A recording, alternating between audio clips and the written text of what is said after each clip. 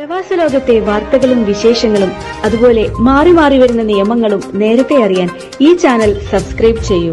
അടുത്തുള്ള bell icon enable ചെയ്യാൻ മറക്കേണ്ട. Oman വാർത്തകളിലേക്ക് സ്വാഗതം. ഇന്ന് 2024 ഡിസംബർ 27 വെള്ളി. പ്രധാന വാർത്തകൾ. രൂപയുടെ മൂല്യത്തകർച്ച അറ്റമില്ലാതെ തുടർന്നതോടെ വിനിമയ നിരക്ക് ചരിത്രത്തിൽ ആദ്യമായി 221 രൂപ കടന്നു. ഒരു റിയാലിന് 221.05 രൂപയാണ് ഇന്നലെ ഒമാനിലെ ധനവിനിമയ സ്ഥാപനങ്ങളിൽ ലഭിച്ചത്. അടുത്ത ദിവസങ്ങളിലും ഈ നിരക്ക് തുടരും. അവസരം മുതലെടുത്ത് വലിയ തുക നാട്ടിലേക്ക് അയച്ചവർ നിരവധിയാണ്. ഇതര GCC കറൻസികളുടെ വിനിമയ നിരക്കിലും ആനുപാതിക വർധനയുണ്ട്. അതേസമയം മാസം അവസാന ദിനങ്ങളിലേക്ക് കടന്നതോടെ വിനിമയ നിരക്ക് അവസരം മുതലെടുക്കാൻ ശമ്പള ദിവസം കാത്തിരിക്കുകയാണ് പ്രവാസികൾ. നിലവിലെ സ്ഥിതി അടുത്ത ദിവസങ്ങളിലും തുടരുമെന്നാണ് സാമ്പത്തിക വിദഗ്ധർ നൽകുന്ന സൂചന. അങ്ങനെയെങ്കിൽ അടുത്ത മാസം ആദ്യത്തിൽ കൂടുതൽ തുക നാട്ടിലേക്ക് അയക്കാൻ പ്രവാസികൾക്ക് സാധിക്കും. നിലവിലെ മൂല്യത്തകർച്ച ഗൾഫിൽ നിന്ന് നാട്ടിലേക്ക് പണം ഒഴുക്ക് വർദ്ധിപ്പിച്ചിട്ടുണ്ടെന്നാണ് മണി എക്സ്ചേഞ്ചുകൾ പറയുന്നത്. ആദ്യമായാണ് രൂപയ്ക്ക് ഇത്രയും താഴ്ന്ന നില വന്നത്. പുതിയ താഴ്ന്ന നിലയിലേക്ക് താഴുന്നത് ഒമാനിലെയും ഗൾഫിലെയും ഇന്ത്യൻ പ്രവാസികൾ പണമയക്കുന്നതിന്റെ കാര്യത്തിൽ നേട്ടമാവും. 2025 ചില ഘട്ടങ്ങളിൽ മാത്രമേ ഇത്രയും താഴ്ന്ന നില പ്രതീക്ഷിച്ചിരുന്നുള്ളൂ. എന്നാൽ 2024 അവസാനിക്കുന്നതിന് മുമ്പ് തന്നെ ഇത് സംഭവിച്ചത് അതിശയകരമാണെന്നാണ് ധനവിനിമയ രംഗത്തെ വിദഗ്ധർ പറയുന്നത്. സമാധാനത്തിന്റെയും സന്ദേശം പകർന്ന് ഒമാനിലെ ക്രിസ്തുമത വിശ്വാസികൾ ക്രിസ്തുമസ് ആഘോഷിച്ചു.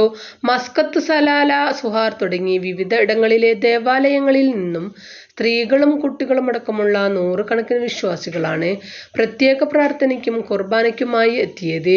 ഒമാനിലെ എല്ലാ ദേവാലയങ്ങളിലും ചൊവ്വാഴ്ച രാത്രിയും ബുധനാഴ്ച പുലർച്ചെയുമായി പ്രത്യേക ജനന ശുശ്രൂഷകൾ നടന്നു. മസ്കത്തടക്കമുള്ള വിവിധ ക്രൈസ്തവ ദേവാലയങ്ങളിൽ പാതിരാ കുർബാനയും അനുബന്ധ പ്രാർത്ഥനകളും നടന്നു. വിവിധ ഭാഷകളിലായി പാതിരാ കുർബാനയും അനുബന്ധ ചടങ്ങുകളും ഉണ്ടായിരുന്നു. വിവിധ ക്രിസ്ത്യൻ സഭകളുടെ ആഭിമുഖ്യത്തിൽ സലാലയിലും വിപുലമായ ക്രിസ്മസ് ആഘോഷം നടന്നു. കൊച്ചിയിൽ നിന്നും ബഹ്റൈനിലേക്കുള്ള യാത്രയ്ക്കിടെ എറണാകുളം സ്വദേശി വിമാനത്തിൽ വെച്ച് മരണപ്പെട്ടു. ആലുവ UC കോളേജ് പരേതരായ മണ്ണിൽ അബ്രഹാം തോമസിന്റെയും കുഞ്ഞമ്മ തോമസിന്റെയും മകൻ തോമസ് അബ്രഹാം മണ്ണിൽ ആണ് മരണപ്പെട്ടത്. ബഹ്റൈനിലുള്ള മകൻ നിതീഷ് എബ്രഹാം സക്കറിയയുടെയും കുടുംബത്തിന്റെയും സമീപത്തേക്കുള്ള യാത്രയിലായിരുന്നു തോമസ് അബ്രഹാമും ഭാര്യ ലിജിനും അബ്രഹാമും. ശാരീരികാസ്വസ്ഥത അനുഭവപ്പെട്ടതിനെ തുടർന്ന് വിമാനം മസ്കത്തിൽ അടിയന്തരമായി ഇറക്കിയെങ്കിലും മരണം സംഭവിച്ചിരുന്നു. മസ്കത്ത് കിംസ് ആശുപത്രിയിൽ സൂക്ഷിച്ചിരുന്ന മൃതദേഹം നാട്ടിലേക്ക് കൊണ്ടുപോകുന്നതിനുള്ള നടപടികൾ ഒമാനിലെ മുതിർന്ന കോൺഗ്രസ് നേതാവ് സിദ്ദീഖ് ഹസന്റെയും ഇൻകാസ് OICC പ്രവർത്തകരുടെയും നേതൃത്വത്തിൽ നടന്നുവരികയാണ്. മസ്കത്ത് കിംസ് ആശുപത്രിയിൽ സൂക്ഷിച്ചിരുന്ന മൃതദേഹം നാട്ടിലേക്ക് കൊണ്ടുപോകുന്നതിനുള്ള നടപടികൾ ഒമാനിലെ മുതിർന്ന കോൺഗ്രസ് നേതാവ് സിദ്ദീഖ് ഹസന്റെയും ഇൻകാസ് OICC പ്രവർത്തകരുടെയും നേതൃത്വത്തിൽ നടന്നുവരികയാണ്. നിഷാന്ത് കുവൈത്ത്, സിനീഷ് UK എന്നിവരാണ് മറ്റു മക്കൾ. Indian social club Oman Kerala വിഭാഗം സംഘടിപ്പിക്കുന്ന ശ്രീനാരായണ ഗുരു അനുസ്മരണം ഇന്ന് വൈകുന്നേരം 6 മുതൽ ദാർസൈറ്റിലെ ഇന്ത്യൻ സോഷ്യൽ ക്ലബ്ബ് ഹാളിൽ നടക്കും. സമകാലീന കേരളത്തിൽ ഗുരുദർശനത്തിന്റെ പ്രസക്തി, വരും കാലങ്ങളിൽ ഗുരുദർശനം എപ്രകാരമെല്ലാം വിലയിരുത്തപ്പെടും തുടങ്ങി ഒട്ടനവധി ചോദ്യങ്ങൾക്കും ചിന്തകൾക്കും വേദിയൊരുക്കുക എന്നതാണ് ഗുരു പ്രഭാഷണം സംഘടിപ്പിക്കുന്നതിലൂടെ കേരള വിഭാഗം ലക്ഷ്യമിടുന്നതെന്ന് ഭാരവാഹികൾ വാർത്താസമ്മേളനത്തിൽ പറഞ്ഞു. ഒമാനിൽ ഷോപ്പിംഗ് ബാഗുകളുടെ നിരോധനം 2ാം ഘട്ടത്തിലേക്ക്. ജനുവരി 1 മുതൽ കൂടുതൽ മേഖലകളിൽ നിരോധനം പ്രാബല്യത്തിൽ വരുമെന്ന് വാണിജ്യ, വ്യവസായ, നിക്ഷേപ പ്രോത്സാഹന മന്ത്രാലയം വ്യക്തമാക്കി. ഇതിന്റെ ഭാഗമായി പരിസ്ഥിതി വിഭാഗത്തിന്റെ നേതൃത്വത്തിൽ പരിശോധനകളും ബോധവൽക്കരണവും നടന്നുവരികയാണ്. നിയമം ലംഘിച്ച് പ്ലാസ്റ്റിക് ഇറക്കുമതി ചെയ്യുന്നവരിൽ നിന്ന് 1000 റിയാൽ പിഴ ഈടാക്കും. നിയമലംഘനം ആവർത്തിച്ചാൽ പിഴ ഇരട്ടിയാകുമെന്നും വാണിജ്യ, വ്യവസായ, നിക്ഷേപ പ്രോത്സാഹന മന്ത്രാലയം അറിയിച്ചു. ഒമാൻ കസ്റ്റംസ് വിഭാഗവുമായി സഹകരിച്ചാണ് നടപടി. പ്ലാസ്റ്റിക് ഫ്രീ ഒമാൻ നടപടികളിലേക്ക് നീങ്ങുകയാണ് രാജ്യം. ഒമാനിൽ പ്ലാസ്റ്റിക് ഷോപ്പിംഗ് ബാഗുകളുടെ ഉപയോഗം പൂർണ്ണമായും ഒഴിവാക്കാനാണ് നീക്കം. പരിസ്ഥിതിയെ മലിനീകരണത്തിൽ നിന്നും മാലിന്യങ്ങളിൽ നിന്നും സംരക്ഷിക്കുന്നതിനും പ്രകൃതിയെ സംരക്ഷിക്കുന്നതിനുമായാണ് പ്ലാസ്റ്റിക് നിരോധനമെന്ന് പരിസ്ഥിതി വിഭാഗം വ്യക്തമാക്കുന്നു. ഘട്ടം ഘട്ടമായാണ് പ്ലാസ്റ്റിക് ബാഗുകൾ ഇല്ലാതാക്കുന്നത്. 2027 ജൂലൈ 1 പൂർണ്ണമായും പ്ലാസ്റ്റിക് ഷോപ്പിംഗ് ബാഗുകൾ ഇല്ലാത്ത രാജ്യമായി ഒമാൻ മാറും. വാണിജ്യ സ്ഥാപനങ്ങൾക്കും വ്യക്തികൾക്കുമെല്ലാം ഉത്തരവ് ബാധകമാണ്.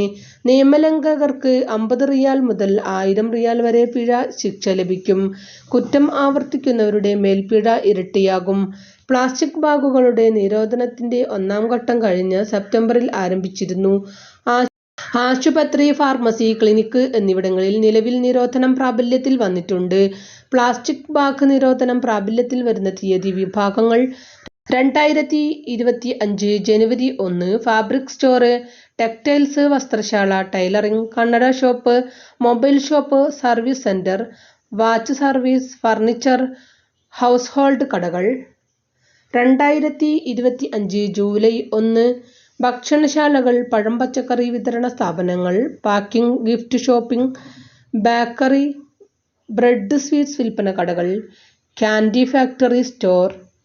2026 ജനുവരി 1 ബിൽഡിംഗ് കൺസ്ട്രക്ഷൻ മെറ്റീരിയൽ സ്റ്റോർ, പണിയായുധ കടകൾ, കാർഷിക ഉൽപ്പന്നങ്ങൾ, ജീവികളുടെ ഭക്ഷണങ്ങൾ എന്നിവ വിൽക്കുന്ന കടകൾ, ഐസ്ക്രീം, കോൺ, നട്ട്സ് വിൽപ്പന ശാലകൾ, ജ്യൂസ് കടകൾ, മുഷ്കാക്ക് വിൽപ്പന മില്ലുകൾ, തേൻ വിൽപ്പന, ഈത്തപ്പഴം വിൽപ്പന, വാട്ടർ ഫിൽട്ടർ വിൽപ്പന സർവീസിംഗ്, വാട്ടർ പമ്പ് വിൽപ്പന സർവീസിംഗ്, കാർ പമ്പ് വിൽപ്പന, വളർത്തുജീവികളെയും ഭക്ഷണങ്ങളും വിൽക്കുന്ന കടകൾ, നഴ്സറികൾ, കാർഷിക ഉൽപ്പന്നങ്ങളുടെ വിതരണം.